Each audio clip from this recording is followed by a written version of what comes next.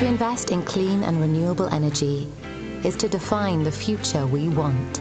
Here at Raízen, we invest in technology and innovation in our pursuit of the best solutions. One major example is our second-generation ethanol plant, located in the city of Piracicaba, in the state of São Paulo, with more than 80 million litres already produced and exported to markets such as the United States and Europe.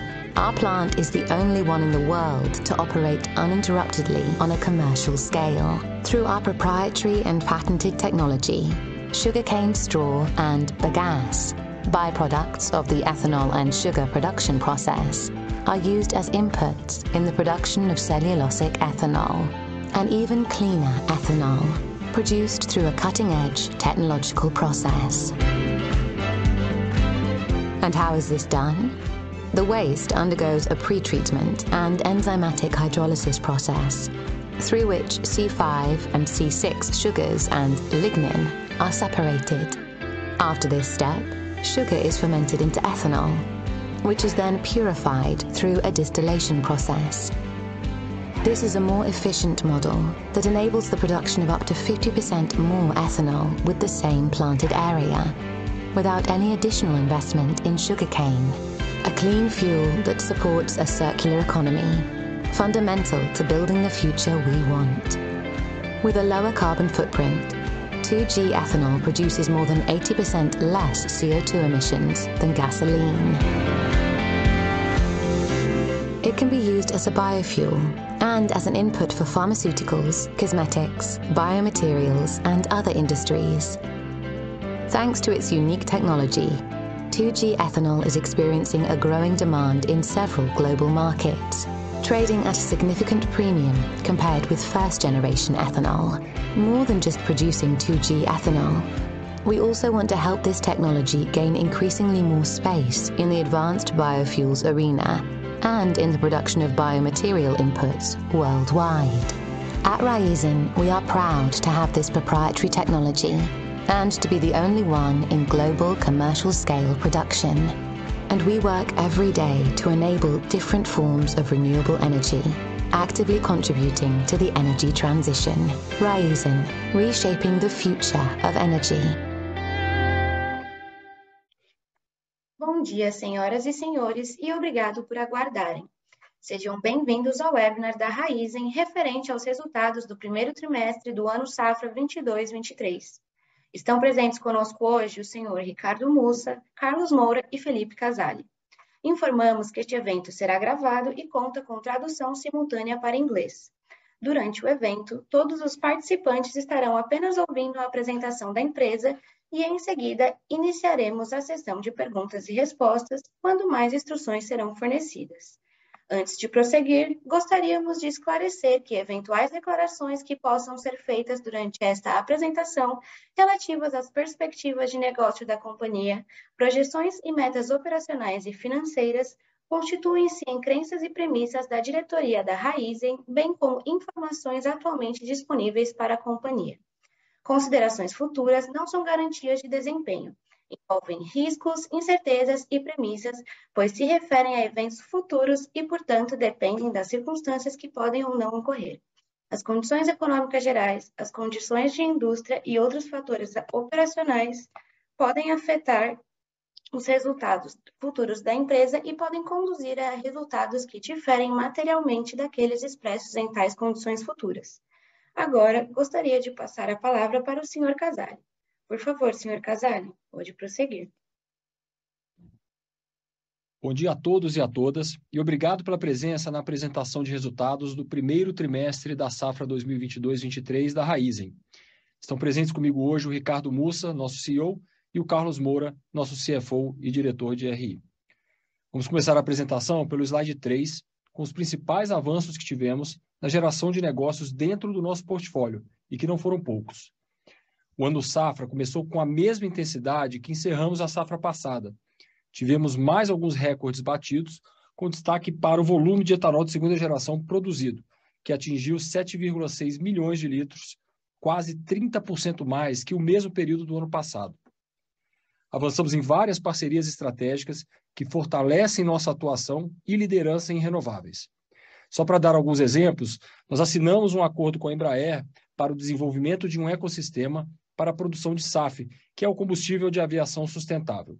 E criamos também a primeira cadeia global de fornecimento de açúcar 100% não geneticamente modificado e rastreável, com importantes contrapartidas em ESG.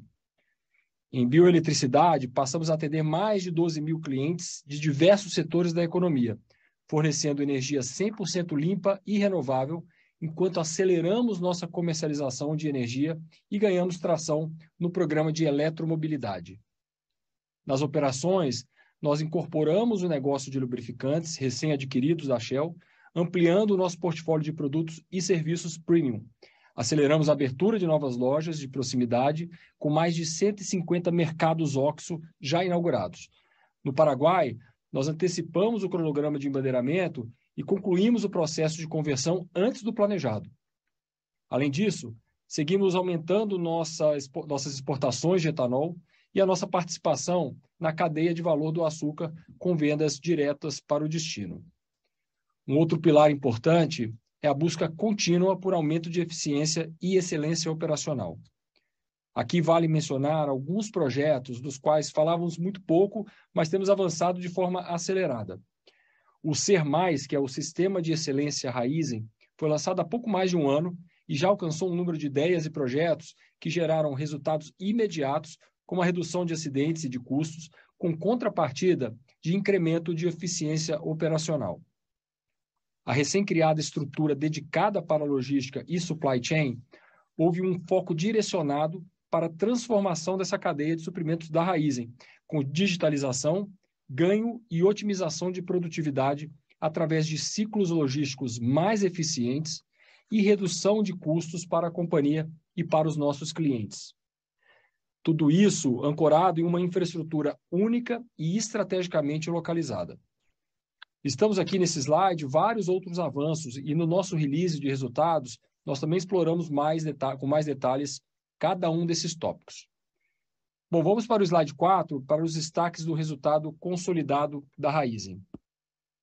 Tivemos um forte início de ano safra, com crescimento em todos os segmentos e expansão dos principais indicadores, como receita, lucro e retorno. O nosso EBITDA ajustado foi 55% superior, atingindo 3,7 bilhões de reais. No segmento de renováveis, os melhores preços praticados de etanol, que foram 14% acima, e o maior volume comercializado no período, contribuíram para a expansão dos resultados. Estamos em franca expansão também da base de clientes em bioenergia, em diversos setores de negócios como bebidas, telecomunicações, bem como bem-estar e dentre outros setores. Temos avançado em nossa oferta integrada de energia limpa e renovável, intensiva em tecnologia e com uma capacidade única de alcance de clientes. No açúcar, o volume total de vendas cresceu 37% no trimestre e o preço foi 23% superior ao mesmo período do ano passado, refletindo a nossa capacidade de precificação mais assertiva e o avanço na cadeia de valor do açúcar, gerando uma rentabilidade diferenciada para a Raízen. Tanto para renováveis quanto para açúcar, nós reforçamos nossas iniciativas para mitigar os efeitos inflacionários sobre nossa operação. Foram implementadas diversas ações internamente e com os nossos principais fornecedores para promover soluções comerciais para atingir um melhor custo-eficiência. E essas iniciativas, elas asseguraram não só a continuidade das operações, mas também o controle de gastos, evitando qualquer risco de abastecimento dos insumos e controlando melhor a escalada dos preços. Como resultado, o custo caixa ex-Consecana subiu 13% no período, afetado principalmente pelo efeito de menor diluição da parcela fixa dos custos e maiores custos com mão de obra, diesel e outros insumos agrícolas. Desta forma, o EBITDA ajustado de renováveis foi de 1,1 bilhão de reais, uma expansão de 28%, e no açúcar, 569 milhões de reais, 23% superior ao mesmo período do ano passado. Em marketing e serviços, o volume de vendas foi 6% superior ao mesmo período do ano passado, destaque para as operações de Latam, com forte aumento da demanda e expansão da rede. No Brasil, o cenário volátil trouxe desafios e oportunidades para nossa estratégia de suprimentos e comercialização. Mantivemos o foco em garantir o abastecimento dos nossos clientes, otimizando nossa infraestrutura e gerando maior eficiência operacional, com rentabilidade superior. O ROACE da operação do Brasil também evoluiu no trimestre, resultado da gestão eficiente do negócio. Como resultado, nós atingimos em marketing e serviços um EBITDA ajustado de R$ 1,7 bilhão, uma expansão de 67% no período. O lucro líquido da Raízen mais que dobrou no trimestre, alcançando R$ 1,1 bilhão no TRI, e o ROACE, principal métrica para a avaliação do retorno da Raízen, evoluiu sequencialmente para 15%. A geração de caixa medida pelo EBITDA menos o CAPEX recorrente também evoluiu e atingiu R$ 2,3 bilhões. Por último, os investimentos totalizaram R$ 1,9 bilhão no trimestre, destinados principalmente para o plantio e trato dos canaviais e pelo avanço na construção das 3 plantas de E2G, além da planta de biometano. Em marketing e serviços, os dispêndios foram principalmente relacionados à expansão e benfeitorias no Parque de Refino da Argentina. Bom, passando para o próximo slide, os resultados consolidados, vamos começar mostrando as despesas gerais e administrativas, que totalizaram R$ 559 milhões no trimestre, um crescimento que reflete os maiores gastos com remuneração e despesas diversas com consultorias, além do reforço da estrutura para absorver a expansão do portfólio de negócios. Isso inclui lubrificantes e as operações do Paraguai. Apesar disso, capturamos eficiência com maior diluição na comparação entre trimestres, reflexo de uma gestão disciplinada e pautada em 2 iniciativas prioritárias. A primeira delas é o Programa de Gestão de Gastos com aplicação de gerenciamento matricial, e o segundo é o foco nas ações com os fornecedores e com os parceiros estratégicos da companhia. Passando para o fluxo de caixa, cabe lembrar que o comportamento segue a sazonalidade típica do início da safra, com formação dos estoques para comercialização ao longo do ano. Além disso, houve um efeito natural em capital de giro de marketing e serviços, em razão da alta dos preços internacionais de derivados e desembolsos para aquisição da operação de lubrificantes, além da expansão do portfólio de renováveis.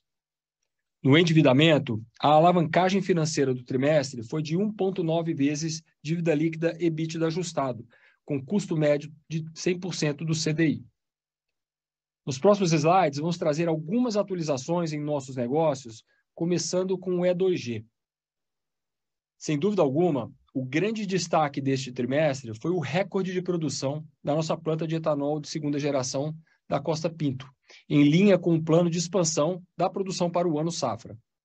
Em maio, nós iniciamos a construção da 3ª e da 4ª plantas de etanol de segunda geração, então agora são 3 plantas já em construção, com 80% do volume a ser produzido, já comercializados em contratos de longo prazo, fixados em moeda forte, garantindo um retorno bastante atrativo para esses investimentos.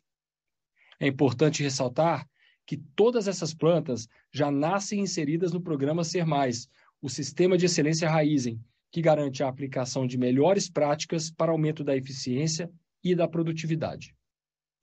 As perspectivas para o E2G vêm evoluindo constantemente. A demanda global segue crescente, aderente aos mandatos de biocombustíveis em diversos países do mundo. Somos protagonistas no desenvolvimento de novas tecnologias para a produção de biobunker e de combustível de aviação sustentável, o SAF, como no caso do acordo com a Embraer, aumentando ainda mais o interesse pelo nosso E2G. Nossa expansão da agenda de renováveis está acontecendo exatamente conforme o plano. Seguindo na apresentação, vamos para o próximo slide para falar do mercado de açúcar. Nós avançamos de forma consistente no aumento da nossa participação na cadeia de valor, com mais de 50% das vendas sendo feitas diretas para o destino, sem intermediários, seguindo firme rumo à meta de atingir 90% de participação nos próximos anos, antecipando a visão que apresentamos para o IPO. Como mencionado anteriormente, nós anunciamos na semana passada uma parceria inédita para a criação da primeira cadeia global de fornecimento e comercialização de açúcar não modificado geneticamente, conhecido como non-GMO. Iremos comercializar um produto com maior valor agregado em contratos de longo prazo. Isso significa expandir um mercado que tem sido tendência em vários lugares do mundo, usando nossa escala única e capacidade de comercialização. No próximo slide, o slide 8, falaremos sobre marketing e serviços. O cenário de marketing e serviços, tanto no Brasil quanto em Latam, tem sido bastante volátil, exigindo cada vez mais foco para mitigar impactos nos nossos negócios e maximizar o retorno. E fizemos isso com muito sucesso nesse trimestre. No Brasil, o principal destaque foram as mudanças tributárias que trouxeram desafios para o ajustamento do mercado, mas com uma importante contrapartida, a potencial redução da evasão de tributos e informalidade na indústria. Nas operações da Argentina e Paraguai, tivemos um resultado recorde no trimestre, mas importante ressaltar que o restante do ano será bastante desafiador. Nos próximos meses, faremos uma parada programada para a manutenção da refinaria, que exigirá a execução disciplinada e eficaz para mitigar eventuais impactos adversos em nossos negócios. Além disso, o cenário econômico argentino exige uma gestão de capital adaptativa, reduzindo exposição à moeda local neste momento de turbulência. Mas tudo isso vem sendo feito com planejamento e foco em manter um nível adequado do retorno do negócio. Vamos para o próximo slide com uma breve atualização da nossa agenda ESG. Primeiramente, eu gostaria de lembrar que lançamos nosso relatório anual com todos os avanços obtidos na safra passada. Temos avançado na nossa agenda ESG com várias iniciativas, formalizando e acompanhando de forma mais assertiva as evoluções e resultados. Isso inclui o Plano Estratégico de Sustentabilidade, a aprovação de uma estratégia climática com metas e compromissos claros, criação de comitês de governança de águas e gestão hídrica, além de revisar o Código de Conduta de Fornecedores, alinhado aos compromissos públicos da Raízen, além da publicação de nosso relatório de sustentabilidade e o relatório de atividades da Fundação Raízen. Eu convido vocês a visitar nosso portal ESG, que pode ser acessado através do nosso site de RI, para conhecer mais sobre nossas iniciativas e os avanços nessa jornada. Bom, agora eu vou convidar o Carlos para falar o que esperar para o restante do ano, as oportunidades e eventuais desafios. Carlos, é com você. Bom dia a todos, obrigado, Felipe. Nesse slide, vocês devem lembrar dos pontos que apresentei no Raízen Day em relação à evolução do nosso EBITDA. Quero reforçar que cada um destes vetores gera atração para a expansão do resultado do trimestre e vão, assim, continuar a suportar a entrega do guidance para esse ano. Reitero que, conforme anunciamos na última teleconferência de resultados, nós antevemos um EBITDA entre 13 e 14 bilhões para esse ano safra. E os números do trimestre estão absolutamente consistentes com as nossas estimativas, apesar desse cenário desafiador que estamos enfrentando. Portanto, vejam que temos aqui alguns pilares. Primeiro, expandimos o volume de vendas em todos os nossos segmentos, com o aumento da base de clientes e transações realizadas, principalmente no segmento de bioenergia. No segundo pilar, entregamos uma melhora da rentabilidade com otimização da estratégia dos suprimentos e uma gestão de pricing assertiva. Em renováveis, temos mantido um nível elevado de vendas para o mercado internacional e no açúcar avançamos cada vez mais na cadeia, ambos com maior valor agregado. O terceiro vetor são os melhores preços de açúcar capturados pela Raízen e com escala e capacidade de comercialização superiores. Mais ainda, antecipamos o embandeiramento dos postos Shell no Paraguai, fazendo com que a gente avançasse antes do previsto dentro do nosso planejamento, bem como incorporamos o negócio de lubrificantes no Brasil. O quinto pilar é o aumento da eficiência operacional, com crescimento do volume de negócios, maior eficiência por quilômetro rodado, respaldado pelos nossos ativos estratégicos e tecnologia aplicada. Por fim, a eficiência agroindustrial. Aqui vale dizer que, apesar de sermos apenas as primeiras semanas da safra em curso, mantivemos o pace de performance elevado na cana de primeiro corte na Raizen, principalmente acima da média do Centro-Sul. Nos próximos trimestres, teremos uma visão ainda mais acurada da cana, tanto de primeiro quanto de segundo corte. Além disso, o nosso índice de desempenho industrial, conhecido como HITSTAB, também manteve um nível elevado e otimizado, além de estarmos ampliando a aplicação dos nossos programas de excelência operacional, o SER+, e o Reduza. Nesses casos, esses programas vão contribuir bastante para o aumento da nossa eficiência, no caso do SER+, e na captação externa de água, no caso do Reduza.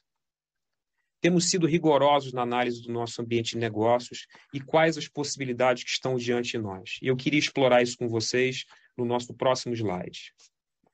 Como vocês podem ver, nós temos aqui desafios e oportunidades que a gente tem avaliado no nosso negócio. Percebemos uma crescente demanda por biocombustíveis no mundo como alternativa energética para os altos preços de outras fontes, geralmente fósseis, aumentando assim nossa capacidade de fazer negócios com escala e acesso a clientes. No açúcar, mais uma vez estamos nos diferenciando, como apresentado pelo Felipe anteriormente, através do pioneirismo do desenvolvimento do mercado de açúcar não GMO com maior valor agregado e que já começa a ser entregue nesse ano. Em conjunto com o aumento das vendas de açúcar para o destino, estamos aumentando o valor agregado da commodity ao mesmo tempo que desenvolvemos nossos mercados, ampliando nossa carteira de clientes de longo prazo. Outro destaque importante é a evolução do Shell Box, instrumento de conveniência e fidelização de pessoas e empresas com mais de 7 bilhões de GMV nos últimos 12 meses e avançando. Dentre os principais desafios que devemos esperar para os nossos negócios até o fim deste ano safra, queria destacar para vocês o risco climático, que naturalmente afeta a nossa produtividade da cana no Centro-Sul, além do cenário macroeconômico e político. Notadamente quanto ao manejo da inflação sobre os nossos custos e da alta da taxa de juros sobre o nosso balanço. Temos comprovado a cada trimestre a nossa habilidade de nos adaptar aos cenários. Reitero que seguimos atentos, disciplinados, motivados e com um portfólio em constante evolução. Obrigado por sua atenção até aqui e podemos, por favor, passar agora para essa pergunta.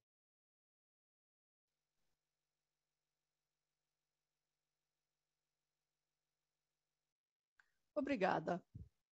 Iniciaremos agora a sessão de perguntas e respostas. As perguntas podem ser feitas através de áudio clicando no ícone levantar a mão.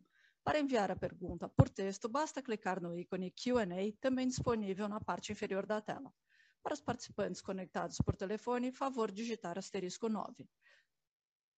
Para abrir o microfone, favor digitar *6 apenas uma vez. As perguntas em português serão recebidas exclusivamente via texto. Nossa primeira pergunta vem de Bruno Montanaro, da Morgan Stanley. Bom dia, muito obrigada por responder as minhas perguntas. Eu tenho algumas, mas vou fazer duas primeiro. Com relação à operação de açúcar e etanol, o que a companhia acha sobre possíveis M&A para aumentar a capacidade? Apesar de o ambiente de mercado estar passando por uma turbulência, isso também poderia trazer oportunidades e um valor atraente. O que a companhia pensa sobre isso?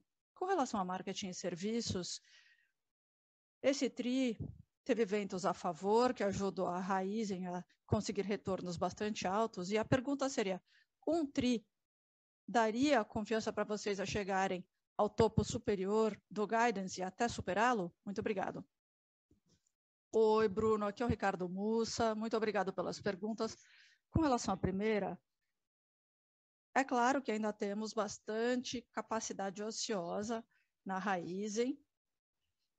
Então, essa não é uma grande prioridade para nós continuar aumentando a capacidade. Mas, é claro que estamos sempre de olho em oportunidades que possam trazer sinergias e também oportunidades que possam trazer mais biomassa para a nossa expansão de etanol de segunda geração, que está se expandindo rapidamente. E é por isso que vamos sempre estar alertas às opções que estão disponíveis no mercado. É só isso que posso dizer por enquanto. Mas é claro que ainda temos bastante capacidade ociosa na companhia, temos aí a expansão agrícola, e estamos indo nessa direção no momento. Com relação à segunda pergunta, o Carlos pode falar mais sobre o guidance ao final, mas o que estamos vendo foi o que eu sempre disse desde a IPO. Dá para ver uma tendência clara e uma mudança estrutural nas margens no segmento, que ainda estão muito baixas em comparação com outros lugares. Vemos as vantagens que a redução tributária vai trazer, que é a redução de sonegação, que também ajuda a melhorar a rentabilidade, mas, no final das contas, o mercado ainda é bastante volátil e é difícil ver mês a mês, até tri a tri.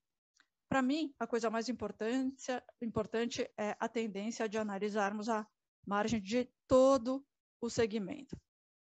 Então, não vejo nenhum motivo por que essa tendência mude. Talvez haja alguns obstáculos devido a flutuações de estoque, mas, em última análise, é um cenário muito positivo, graças a essa redução da evasão de tributos, que também pode ajudar muito no curto prazo e até no longo prazo. Então, mais uma vez, repito o que eu sempre disse. Estruturalmente, estamos vendo uma mudança nas margens do segmento, principalmente dentro da Raízen. Muito obrigado.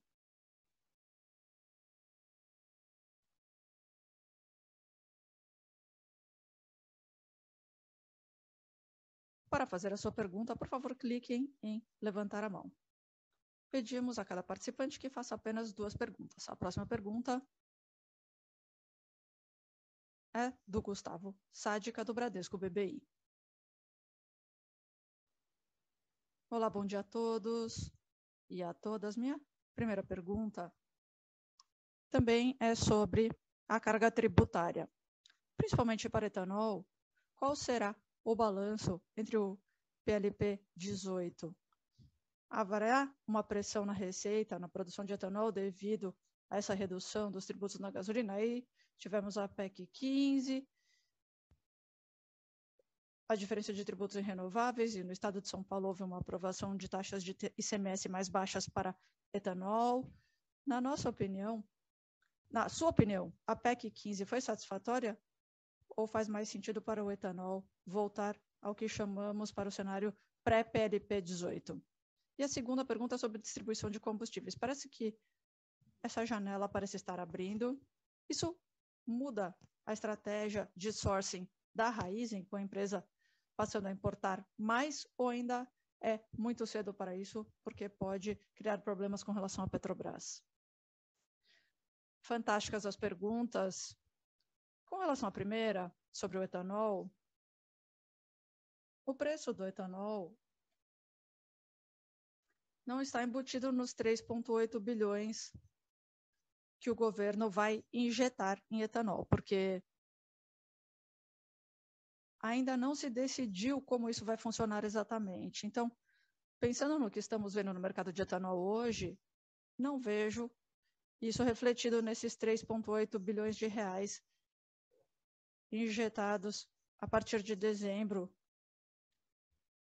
Assim que esse ajuste for implementado, estado a estado, isso vai acontecer. Eu vejo um risco muito baixo disso não ser implementado, porque é algo que o Estado não precisa tirar o dinheiro do próprio bolso, é o governo federal que vai fazer isso, e o governo federal quer ter certeza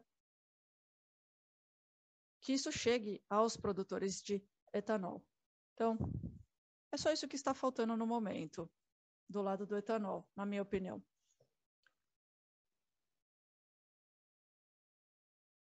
A demanda por etanol internacional permanece muito alta, e a principal mudança que vemos foi durante a crise que estamos passando agora, principalmente devido à guerra na Ucrânia.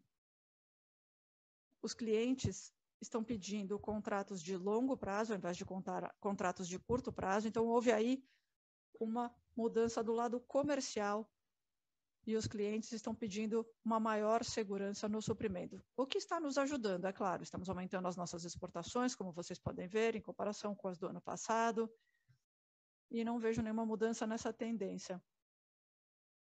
É uma tendência muito boa. As pessoas sempre falam sobre combustíveis. Mais de 55% do que é produzido vai para o uso industrial, o que continua crescendo. Plásticos, químicos, surfactantes, álcool em gel. Então, essa demanda não mudou, não foi afetada pelos mandatos relacionados à crise de energia no mundo. Isso é muito importante. É por isso que não houve alterações na demanda pelos nossos produtos, principalmente no lado da exportação. Com relação à paridade de importação, é claro que não divulgamos a nossa estratégia de suprimento nem comercial nesse sentido, mas vamos nos lembrar que temos uma cadeia de suprimento muito flexível para importar e exportar, e estamos sempre monitorando isso muito proximamente, a Petrobras, o que vai acontecer daqui para frente. Pensando na Raízen, acho que temos a melhor capacidade para aproveitar os dois lados, local e internacional. Temos operações na Argentina e no Paraguai, não vamos nos esquecer. O suprimento vem das mesmas fontes, então temos aí sinergias, podemos fazer desvios se fizer sentido. E fizemos isso, por exemplo, quando o preço do combustível no Brasil estava mais baixo do que a paridade de importação. Nós mudamos o destino de alguns navios da Argentina para o Paraguai, temos uma capacidade muito flexível para ir para outros lugares. O preço de importação no Brasil está melhorando e precisamos avaliar isso com cuidado, mas não vamos divulgar exatamente qual vai ser a nossa estratégia para o curto prazo. Mas podem esperar a mesma flexibilidade e vantagem competitiva do nosso lado para passar por esse ciclo e crescer.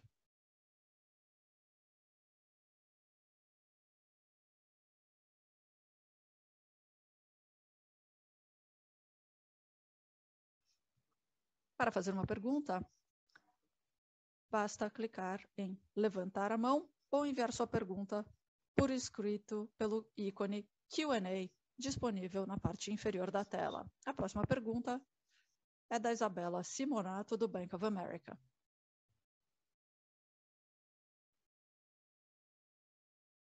Bom dia, Mussa, Carlos, Felipe. Tenho duas perguntas. A primeira é sobre o guidance para renováveis e açúcar. Quando vocês publicaram o guidance, vocês mencionaram que estavam esperando um aumento na moagem de 5%. Então, eu queria uma atualização sobre os volumes de moagem para esse ano.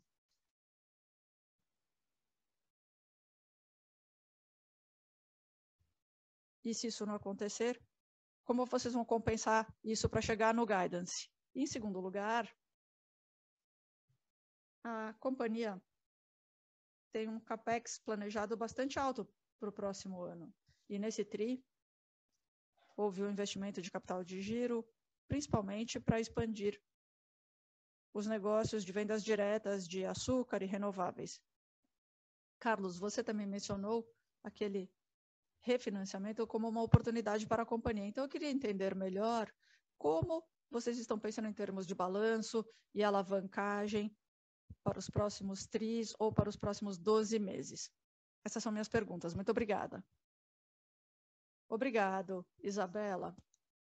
Vou responder a primeira pergunta sobre moagem e os negócios de açúcar e etanol, e o Carlos pode responder a segunda parte da sua pergunta. O que estamos vendo no momento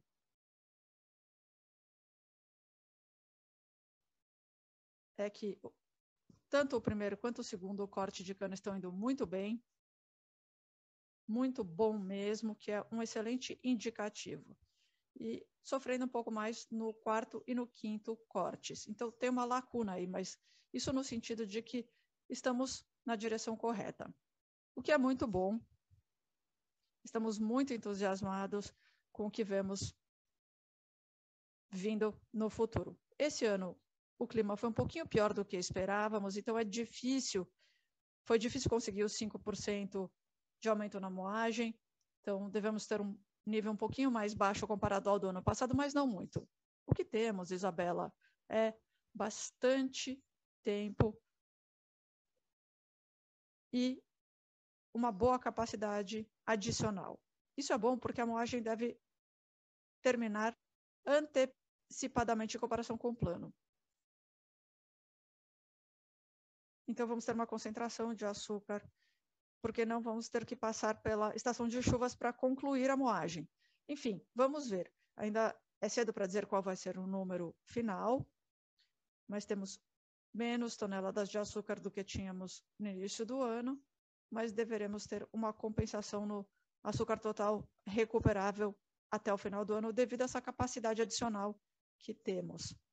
Essa semana passada foi uma semana muito boa em termos de precipitação, e isso ajudou muito a reduzir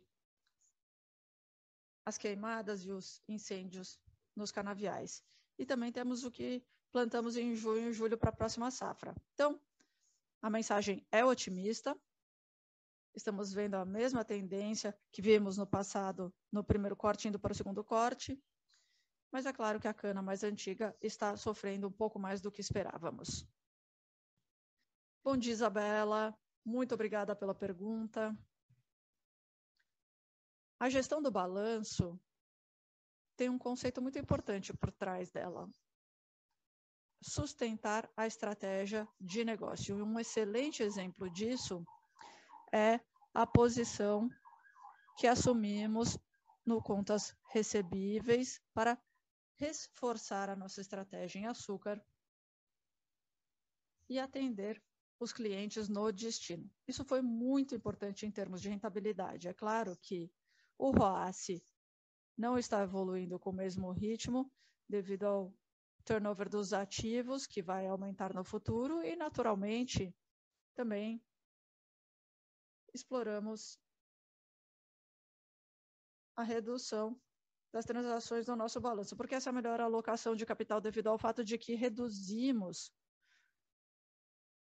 os juros que incidem no balanço e não temos PIS e COFINS sobre receitas financeiras. Então, é um uso inteligente do nosso capital. Considerando a safra que temos em campo, acreditamos que vamos chegar, mesmo com o impacto da inflação, nos custos e no CAPEX, vamos chegar ao nível de CAPEX planejado para a companhia, pela companhia para essa safra. Do lado dos passivos, estamos trabalhando com trade finance, isso está claro no nosso balanço, temos um aumento de transações de ACC, pré-pagamentos e outros, e naturalmente, é claro, tentando expandir a duração da nossa dívida média para termos um conforto maior no nosso balanço devido ao vencimento da dívida nos próximos 2 anos. A estratégia aqui é termos mais conforto para sustentar o ciclo de investimentos e também manter as despesas financeiras sob controle.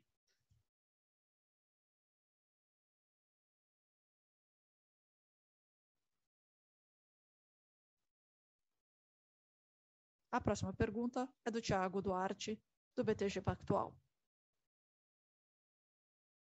Olá, bom dia. Bom dia, Mussa, Carlos, Felipe, todos. Tenho 2 perguntas de follow-up. A primeira, sobre o que o Mussa falou antes, com relação à produtividade de cana. Você fez alguns esclarecimentos importantes sobre os volumes de moagem esse ano e também os sinais promissores de produtividade para os primeiros cortes. A minha pergunta é sobre a produção de açúcar total equivalente, ou ATR por tonelada. Se vocês concluírem a safra antes, talvez vocês consigam maximizar isso, apesar de não conseguir aumentar a moagem totalmente esse ano. Você poderia nos dar alguma indicação com relação de onde veremos o ATR por tonelada em toda a safra? Na primeira, tivemos uma redução de 6% ano a ano, só para ajudar a gente a entender o volume de produção da sua própria cana ao longo do ano safra, do resto do ano safra? E a segunda pergunta, com relação ao que foi dito sobre o capital de giro, esse trimestre foi muito interessante, porque, de certa forma, foi o oposto do que vimos no último TRI. No último TRI, as margens não foram tão boas, mas vocês entregaram uma melhoria muito interessante em termos de capital empregado, e vocês melhoraram o ROI. Esse TRI foi o inverso, vocês trocaram condições de pagamento por preço, devido a margens boas no açúcar, distribuição de combustível. Vocês poderiam falar um pouquinho? O Carlos já mencionou que existem opcionalidades com relação a alíquotas e como vocês estão gerenciando o capital de giro, mas essa seria uma tendência? É assim que devemos esperar que o capital seja empregado com relação às margens daqui para frente? Ou essa é uma situação mais fluida que pode flutuar e mudar dependendo do TRI?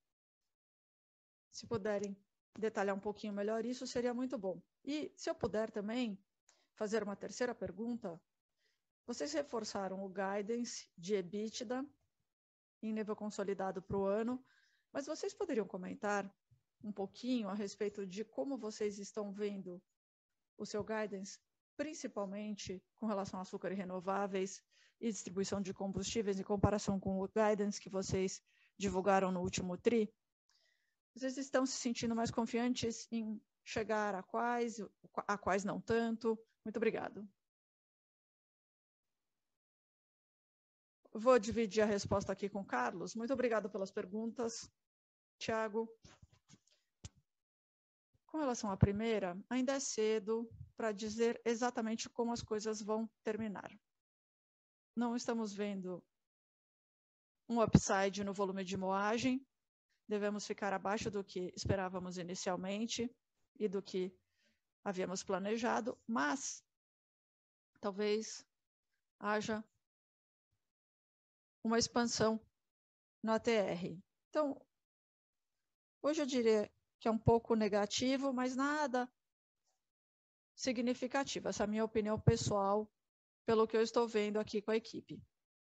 O principal destaque, eu vou dar alguns exemplos, Thiago. Tem uma lacuna cada vez maior entre o que estamos fazendo no início do plantio em comparação com a cana mais antiga. E essa lacuna está aumentando. Lá na região de Piracicaba, por exemplo, tivemos 130 toneladas por hectare do primeiro corte. É incrível. Há muito tempo não vemos isso. Então, isso está nos dizendo que o nosso plantio está excelente. Agora, a cana mais antiga, lá na região de Piracicaba, temos o quê? 35 toneladas. É muito baixo. Então, tem uma diferença muito grande entre a cana mais nova e a mais antiga. E é claro que precisamos pensar numa média. O número é bom em comparação com o mercado, mas não conta a história como um todo.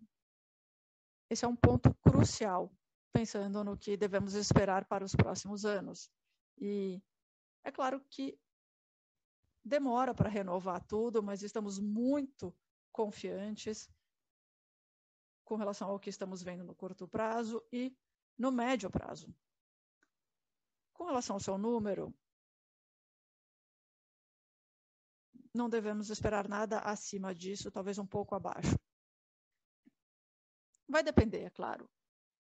Vou passar para a última pergunta e depois o Carlos pode falar sobre o guidance e o capital de giro. Vai depender, esse ano, Thiago,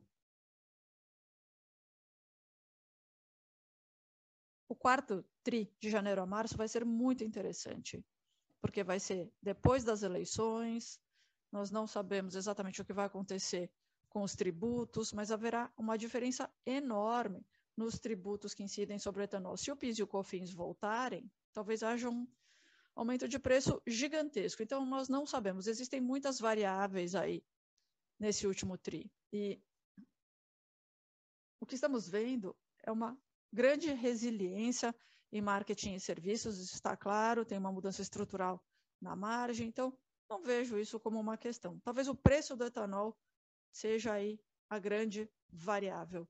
O que vai acontecer desde agora até o final do ano safra. Porque, como eu expliquei anteriormente para o Bruno, esses 3,8 bilhões dessa emenda constitucional para o setor, isso não está incluído no preço ainda. Tem uma mudança tributária que vai acontecer muito grande no primeiro tri. Isso vai criar muita volatilidade em termos de cash and carry, preços futuros, paridade de exportação. Tem muita coisa acontecendo. Então, é muito difícil entender exatamente onde isso vai parar. E isso pode criar muitas oportunidades e poderá ter um impacto positivo nos nossos negócios de renováveis. Mas, mais uma vez, é muito difícil prever o que vai acontecer, Thiago. Bom dia, Thiago. Existem muitas variáveis nesse sentido, e é por isso que temos 2 slides para detalhar um pouco melhor as coisas nesse sentido. Os slides 10 e 11, mostrando as alavancas que apoiam a nossa confirmação do guidance. E é claro que teremos oportunidades e desafios pela frente. Mas isso sustentou a nossa decisão de manter o guidance. Nós estamos trabalhando muito para ter mais um ano histórico para a companhia. Com relação ao capital de giro, Thiago, é importante dizer que nós concluímos o ano passado com açúcar vendido para o destino representando 30% do nosso volume. Isso aumentou para 50%. É uma evolução de 60% na nossa alocação de volumes ano a ano. Isso é muito relevante, principalmente quando se trata de um horizonte de 3 meses. Isso vai continuar, a nossa meta é chegar a 90%, mas eu acredito que o pace vai ser mais moderado nos próximos trimestres. Primeiro, devido à evolução natural e ao turnover dos ativos. Segundo, devido à prudência que nós utilizamos na gestão do nosso balanço, mantendo a nossa alavancagem abaixo dos limites impostos pela administração, considerando a extensão da duração da média da dívida. E nós acreditamos que temos algumas oportunidades para ter um alívio no capital de giro devido aos preços do combustível, porque isso vai reduzir o efeito da tributação e o preço em si, com relação aos estoques e contas a receber. Mas, num sentido mais abrangente, é importante apontar que vamos manter uma abordagem prudente, utilizando o balanço a serviço da nossa estratégia. Perfeito, muito obrigado. A próxima pergunta é do Gabriel Marra, do Citi.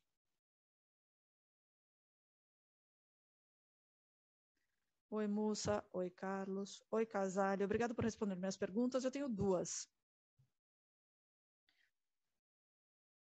No slide de oportunidades e riscos no final do call, você falou sobre o risco político. Por favor, me corrija se eu estiver errado. Não está claro se esse risco é relativo ao Brasil ou à região, incluindo a Argentina e o Paraguai.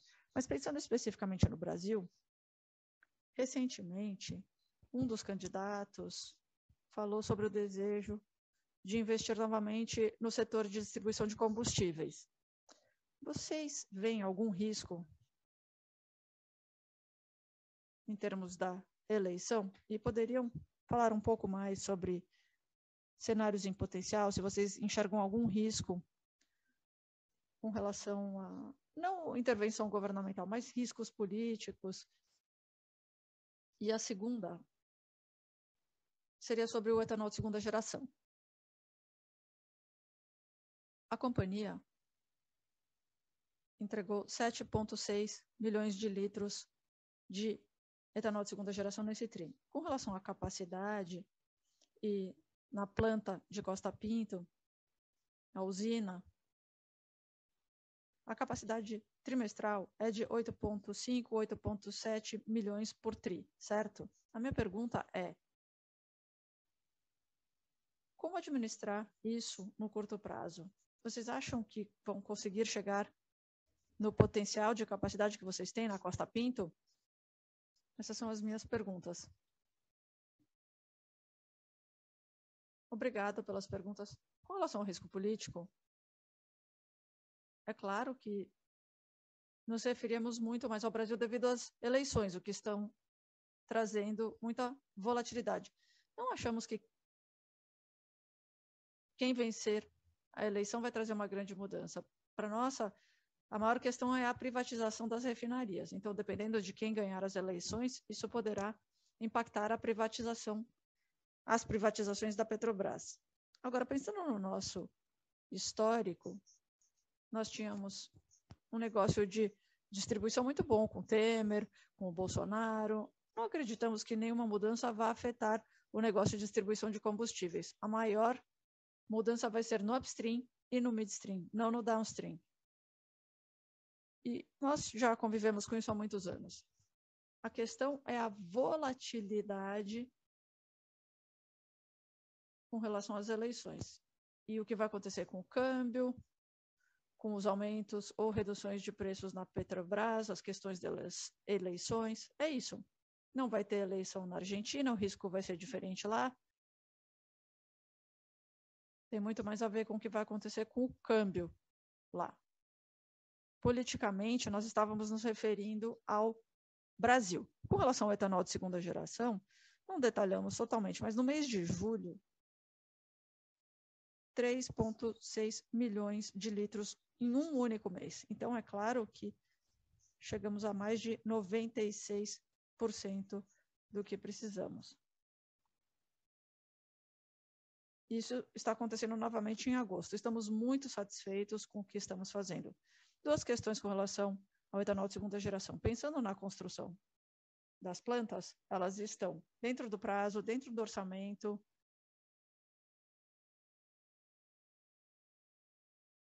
Estamos executando mais do que esperávamos e indo melhor com relação a gargalos.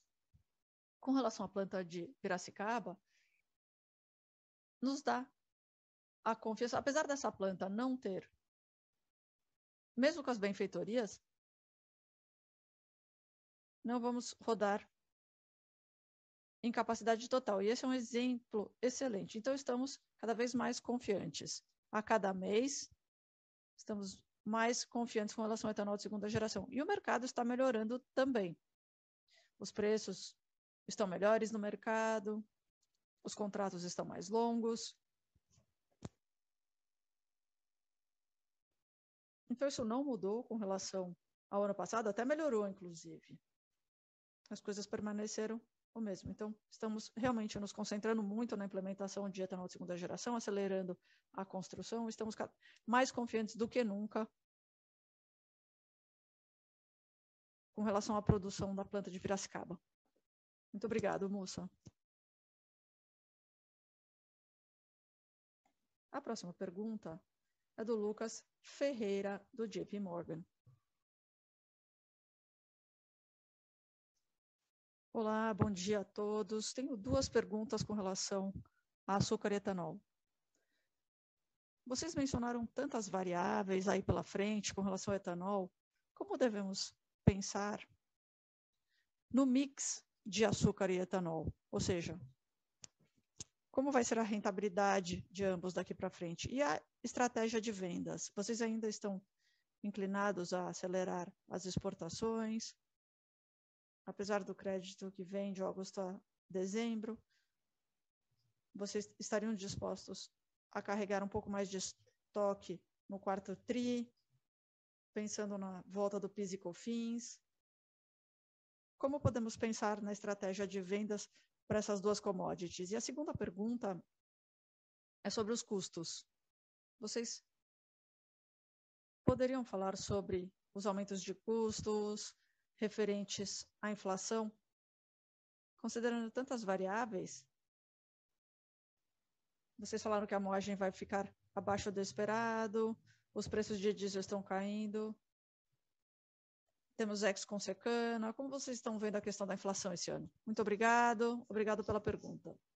É claro que não podemos divulgar muito da nossa estratégia comercial no call, porque faz parte da estratégia do time. O que eu posso dizer para você é que o time está muito empolgado, porque isso pode trazer oportunidades ótimas pela frente. Com relação ao mix, o mix está um pouco mais alto do lado do etanol no começo do ano para aproveitar os preços. Temos flexibilidade para ir mais para o lado do açúcar, mas isso vai depender do que vai acontecer nos próximos 3 ou 4 meses. Já temos alguns contratos de exportação que foram fechados a preços muito bons, vamos honrar esses contratos, preços excelentes para etanol, o que reduz um pouco o potencial de mudança no mix, mas garante preços excelentes. As exportações permanecem muito importantes para nós, o mix vai permanecer alto na direção das exportações, isso não deve mudar. Com relação a carregar o estoque de etanol, vai depender também de como percebermos o mercado, principalmente com relação a essa situação política daqui para frente. As conversas já estão acontecendo, mas agora não é o momento para tomar decisões, talvez um pouquinho mais para frente. Mas parece que haverá oportunidades. Nós acreditamos que o PIS e o COFINS vão voltar. Se houver um novo governo no início do ano, não vemos como vão manter os impostos baixos. Isso vai influir muito na nossa decisão. Vou pedir ao Carlos que fale sobre os custos, mas realmente não tem sido uma questão para a gente. Mas eu vou pedir ao Carlos que comente. Muito obrigado, Mussa. Bom dia, Lucas. Com relação aos custos, eu gostaria de enfatizar que estamos sofrendo os efeitos do volume de produção, é claro, e o Mussa mencionou a nossa visão com relação a essa evolução para o ano safra. Isso provavelmente vai continuar a afetar a nossa estrutura de custo. Ao mesmo tempo,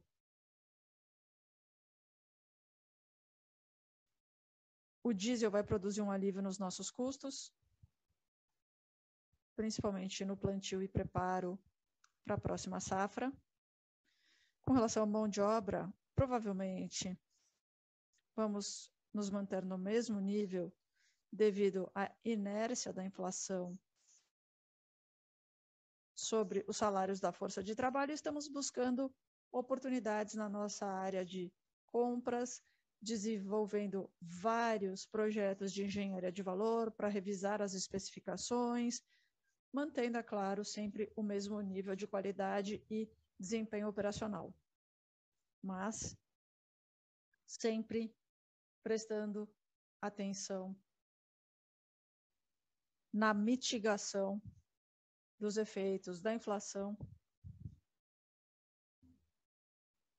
na cadeia de suprimento.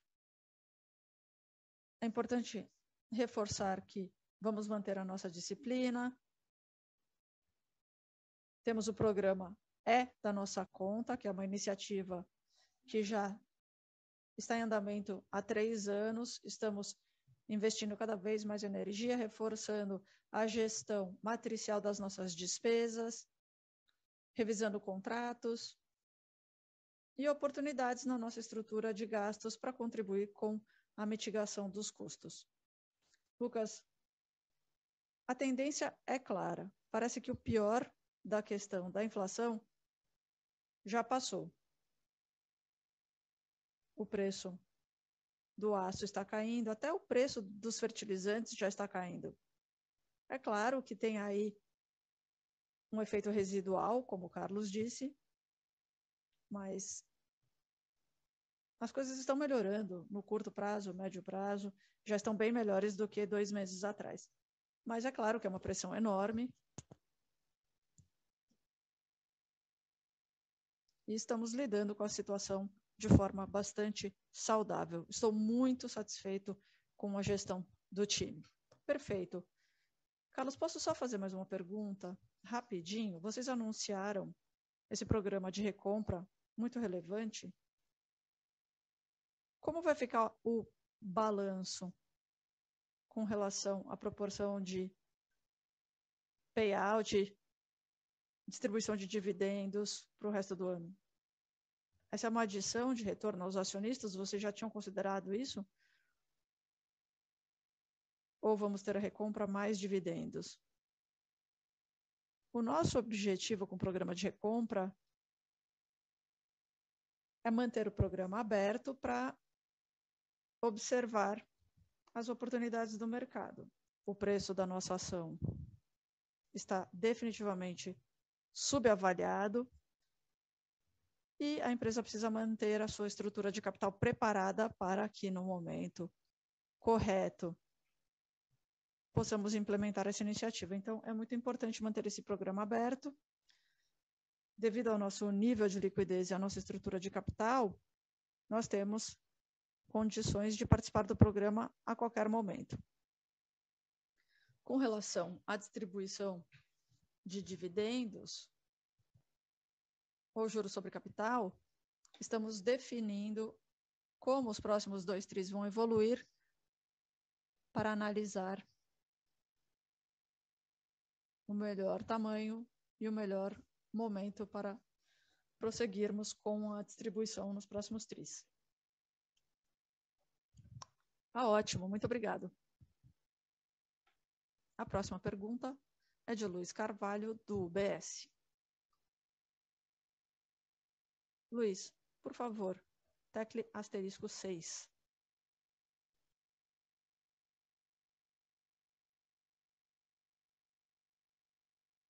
Oi, Mussa. Oi, Carlos. Oi, Felipe. Vocês me ouvem bem? Sim, estamos ouvindo bem. Tudo bom? Perfeito, muito obrigado. 2 perguntas,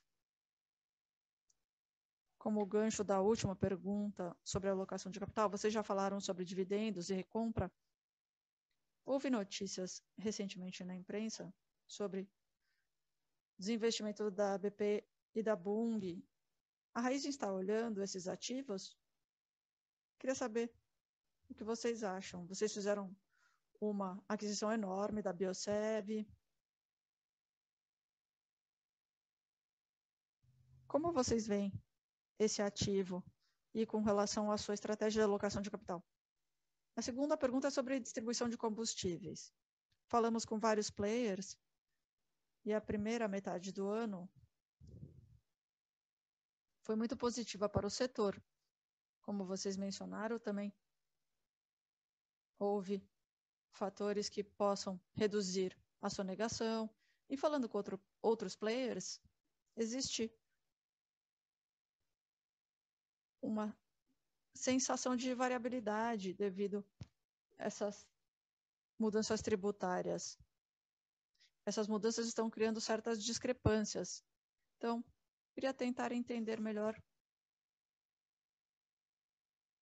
como isso está afetando a Raízen e como isso pode se desenrolar nas próximas semanas e meses. Muito obrigado, Luiz. Com relação às aquisições no segmento, como eu mencionei no início, fizemos uma aquisição enorme no ano passado. O time de M&A fez um trabalho sensacional e mesmo a conclusão da aquisição correu fantasticamente bem. Estamos muito satisfeitos com o que fizemos. Ainda estamos avaliando oportunidades, não as que você mencionou, mas para ver se existem energias em potencial com os nossos negócios. Quando eu analiso esses acordos, eu sempre gosto da ideia de ter mais biomassa disponível para etanol de segunda geração, porque isso claramente vai ser um gargalo em breve, em termos do que estamos vendo de demanda no mercado. Estrategicamente, essa é a principal questão que avaliamos com relação a oportunidades. Não sei se foi a Isabela que falou, ainda temos capacidade na nossa empresa. Nós nunca descartamos acordos em potencial se o preço for correto, se houver uma sinergia, e é isso que podemos dizer por enquanto. Mas tem muita coisa acontecendo, muita coisa que temos que fazer internamente, mas estamos sempre avaliando oportunidades, não só no curto prazo, mas também no longo prazo.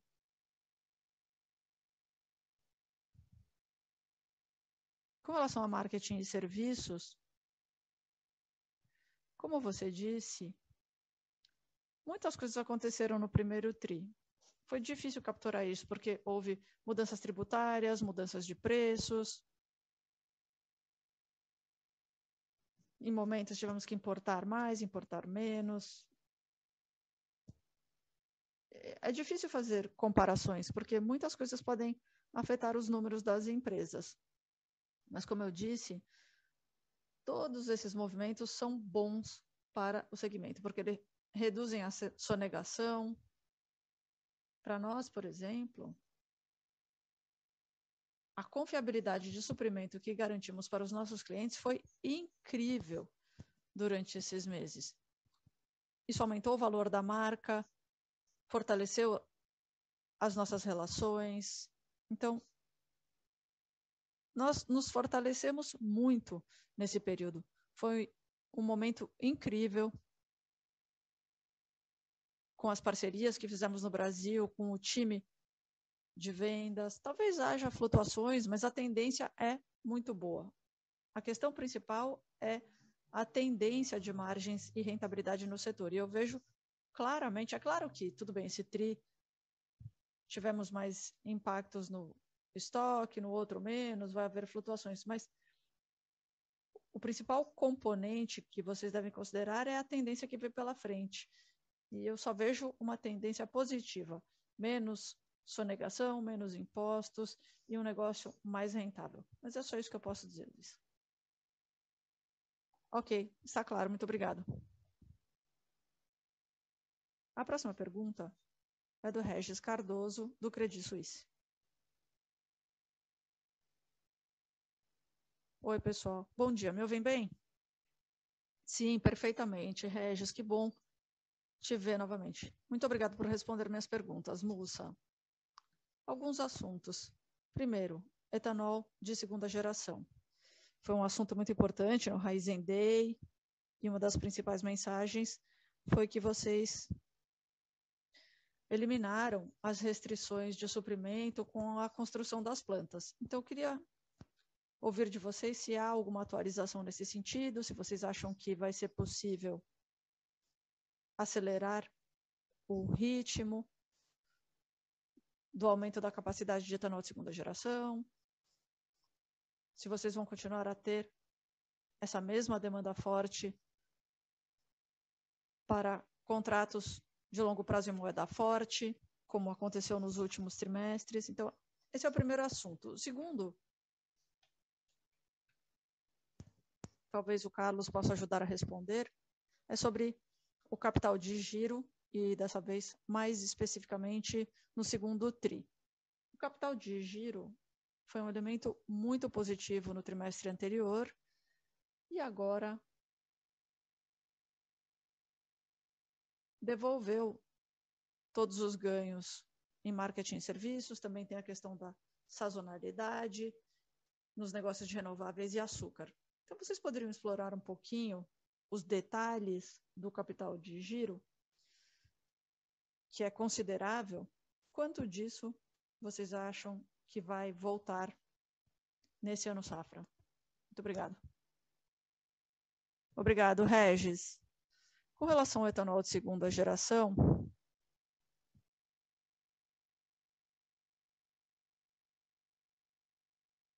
com relação ao gargalo de equipamentos, esse gargalo não existe mais. Os gargalos que existiam no ano passado já não existem mais. Nós podemos chegar a 7 toneladas por ano sem problema. E estamos próximos de concluir a segunda planta. Eles estão entrando nos estágios finais da construção e comissionamento lá na região de Araraquara.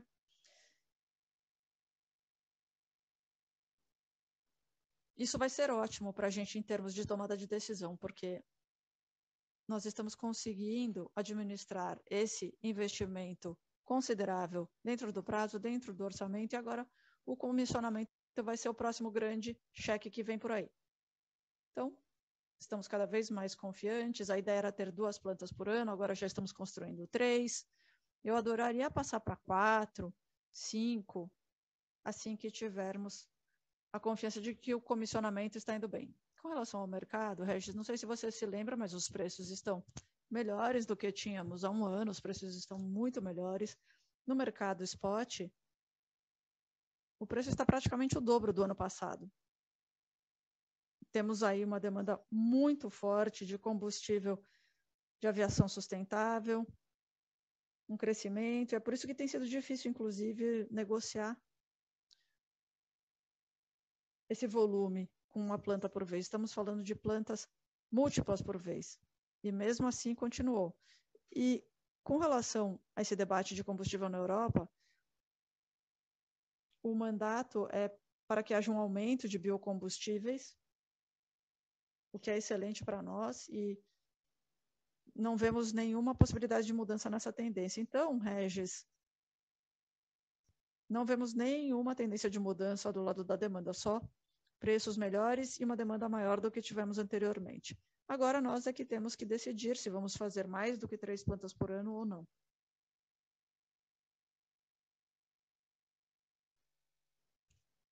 Acho que estamos próximos de mais do que 3 plantas por ano. O próximo passo vai ser o comissionamento, que vai acontecer no início do próximo ano safra. Oi, é um prazer falar com você, Regis. Com relação ao capital de giro,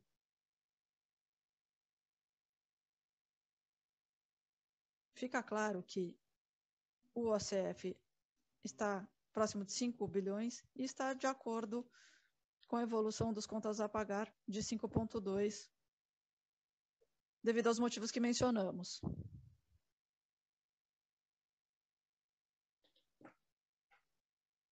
No próximo TRI, vamos ter um trimestre menos intensivo em relação a contas a receber. Teremos aí um impacto mais baixo da restrição de capital nas mudanças de ativos e passivos, que vai ser por volta de 1 bilhão. Acreditamos que haverá um alívio considerável no capital de giro, mudando a direção do consumo em comparação à geração que tivemos nesse TRI. É difícil dizer, vai ser uma geração de X. Caso contrário, eu estarei antecipando os resultados do trimestre. Mas fica claro que haverá um alívio, haverá esse efeito na direção, devido a mudanças no estoque e restrição de caixa. Muito obrigado, Carlos e Mussa, pelas respostas. E parabéns pelos resultados do TRI. Muito obrigado.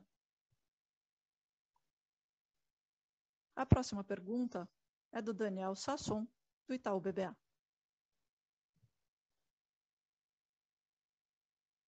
Olá, boa tarde a todos. Mussa, Carlos, Felipe, obrigado por responder minhas perguntas. A primeira pergunta é sobre marketing e serviços. É claro que existem muitas variáveis, mas vocês tiveram resultados excelentes nesse TRI. Poderiam falar um pouco mais sobre o que esperam acontecer no segundo semestre, em termos de participação de mercado? Vocês acham que essas altíssimas margens que vocês postaram no segundo TRI serão sustentáveis no médio prazo? Ou se talvez elas vão sofrer um pouco agora com preços mais baixos de gasolina no Brasil, devido à reprecificação dos seus estoques, ou se vocês estão à vontade com os níveis atuais. E a segunda pergunta é sobre a CBIOS e a mudança recente na programação, ou seja, a postergação da programação. Vocês poderiam comentar a respeito desse mercado específico? No momento, houve uma queda nos preços CBIOS, e se e como isso afeta a sua estratégia na divisão de etanol. Muito obrigado. Obrigado, Daniel. Com relação às margens de marketing e serviços, A única coisa com a qual eu não concordo com você é que essas margens nem hoje estão boas. Se compararmos com o que observamos mundialmente, as margens são muito baixas. O Brasil tem tido margens muito baixas ao longo dos anos. Mesmo hoje, eu não acho que as margens devam permanecer nesse nível estruturalmente daqui para frente. Com a redução da sonegação, esse negócio deve ter margens mais altas estruturalmente. Isso dito, é claro que isso será afetado por perdas e ganhos de estoque. É difícil prever qual vai ser o número exato. Pensando nas tendências do passado, 18 meses é uma boa tendência. Isso vai ser afetado por grandes mudanças nos tributos, nos preços que podem subir ou cair, mas é uma boa tendência. O primeiro TRI para marketing e serviços costuma ser o pior para a Raízen, o melhor costuma ser o quarto.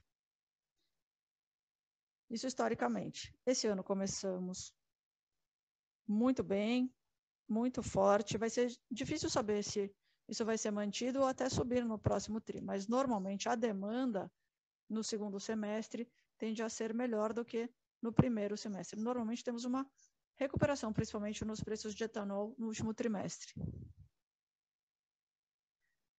Então é difícil prever.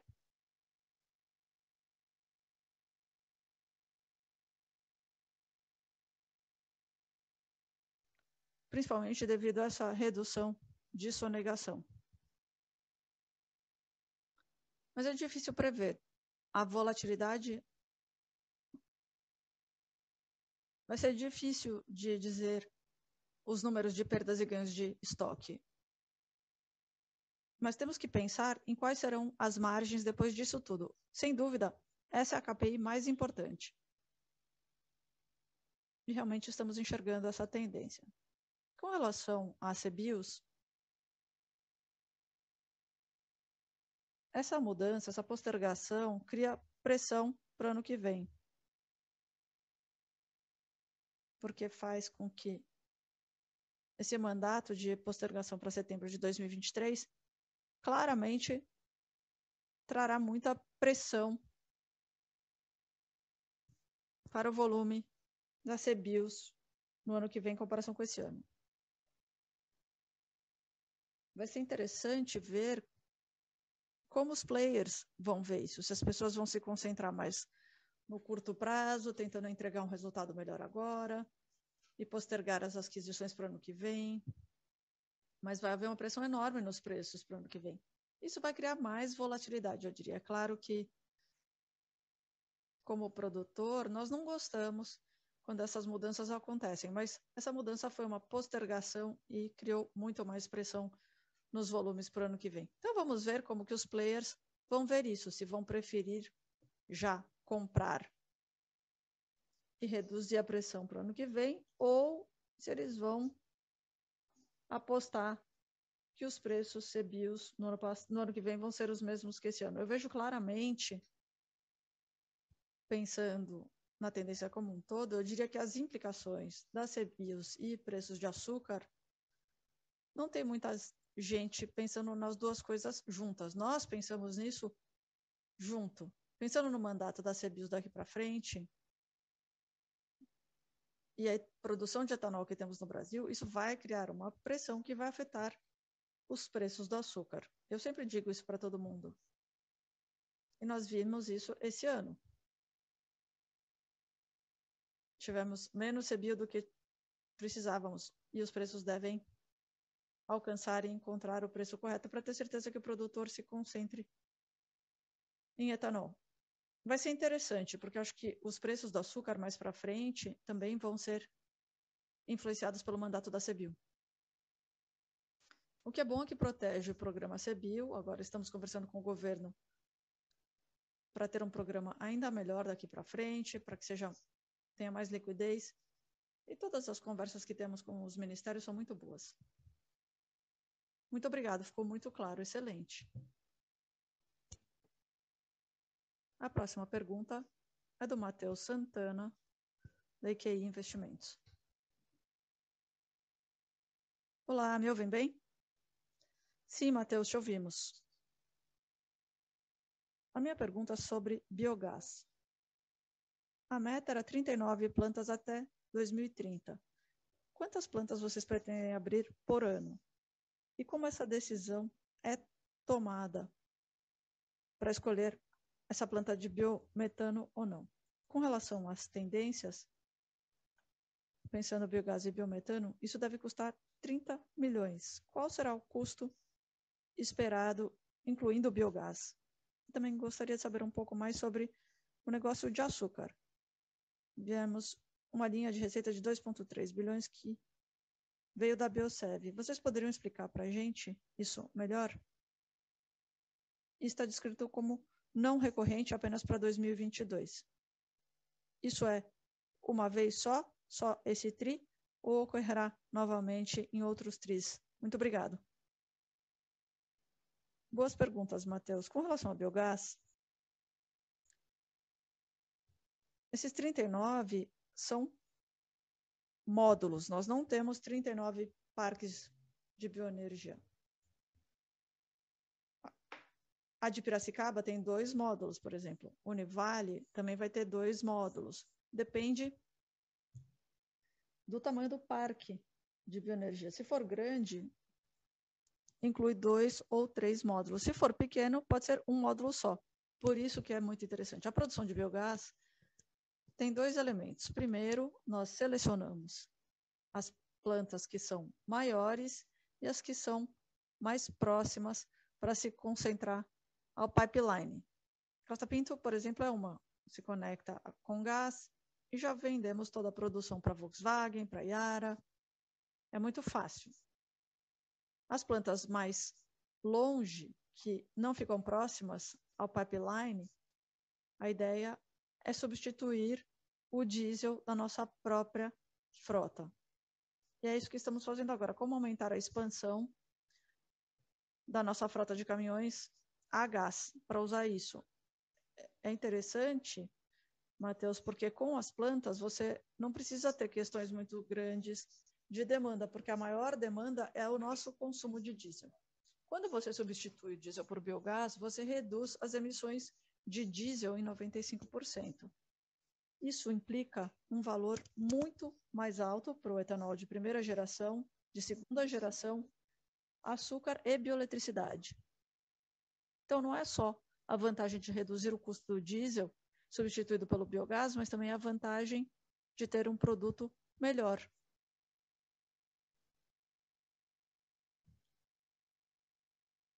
Então, esses são os planos para as diferentes plantas. Agora, estamos pensando, todas as plantas que têm etanol de segunda geração, faz sentido ter uma planta de biogás, porque um dos produtos é a vinhaça, que é a matéria-prima para o biogás. Então, não vai ser, por coincidência, que a expansão de biogás vai vir após a expansão do etanol de segunda geração.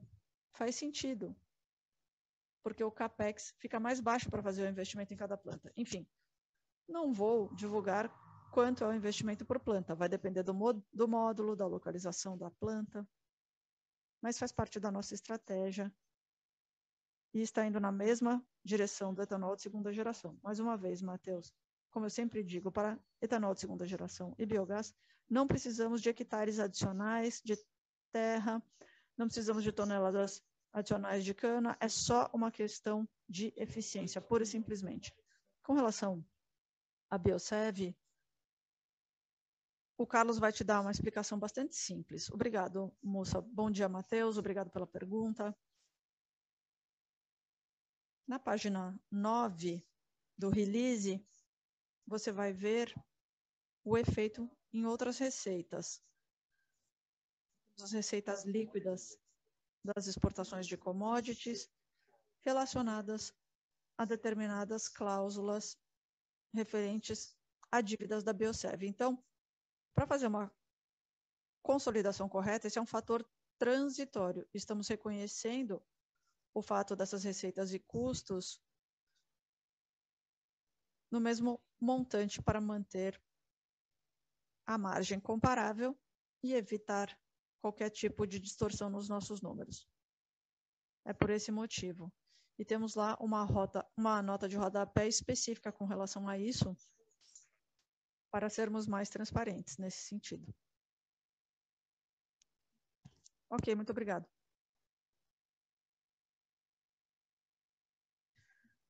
Aqui é o Felipe.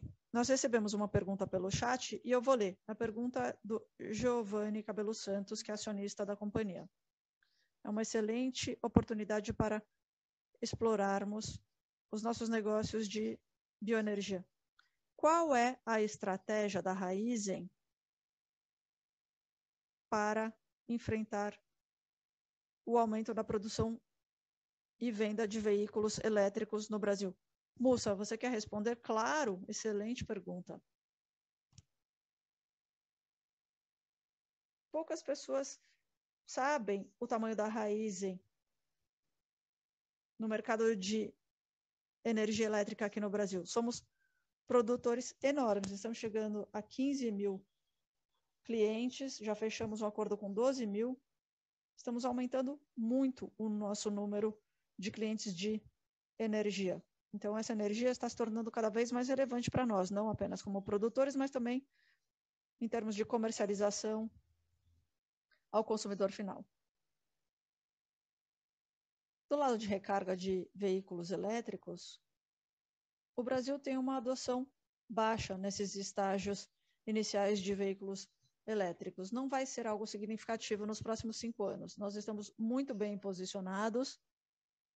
Lembre-se que a Shell é a empresa número 1 no mundo de recarga. Tem mais estações de recarga do que bombas hoje. Então, aprendemos muito com a Shell. Eles estão testando coisas muito diferentes, sabem o que está acontecendo, estão em muitos países diferentes, e vem essa adoção mais rápida em países desenvolvidos, mais lenta em países em desenvolvimento. Então, a vantagem que nós temos é ter a Shell como acionista. Isso nos permite entender melhor para onde está indo o mercado e como nós vamos nos posicionar para aproveitar o negócio de recarga. Isso vai ser relevante no Brasil em algum momento, mas não no curto prazo. Já começamos isso em algumas estações, alguns parceiros querem ter essa receita adicional da energia, e isso vai se tornar cada vez mais relevante nos nossos negócios e na nossa carteira. Inclusive, teremos cada vez mais transparência para o mercado com relação a isso ao longo do tempo. Já demos alguns destaques sobre isso no último Raízen Day. Fiquei até surpreso que não houve muitas perguntas sobre isso nesse call, porque está tendo um boom disso. E está indo muito bem, não só em termos de tamanho, mas de rentabilidade. É um excelente negócio para nós e vai se tornar cada vez mais relevante daqui para frente.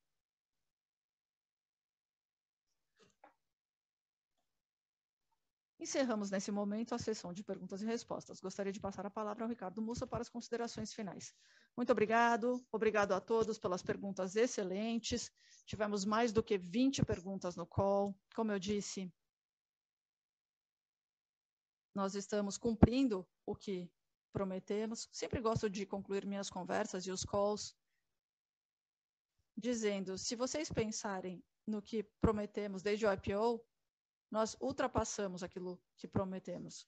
Pensando nos resultados de açúcar, o preço de açúcar está melhor em termos de recuperação e produção, estamos no caminho certo, onde queremos estar, as margens de combustíveis estão melhorando, estamos entregando a nossa estratégia de destinação do açúcar, crescimento no segmento de energia, ou seja, um início sensacional para o ano safra, muito melhor do que esperávamos, inclusive, estamos muito animados com o resto do ano, mais animados do que nunca com o que vem pela frente. E estamos começando a ver alguns números aparecendo nos nossos negócios e resultados de etanol de segunda geração. Então, mantenham o contato, visitem para ver o que estamos fazendo, e é uma oportunidade ótima para comprar as ações, que estão os valores muito baixos, por isso que anunciamos a recompra, inclusive. Então, vamos continuar a entregar com base no que prometemos ao mercado. Muito obrigada. Encerramos nesse momento a sessão de perguntas e respostas e o webinar da Raízen. Agradecemos a participação de todos. Tenham um bom dia.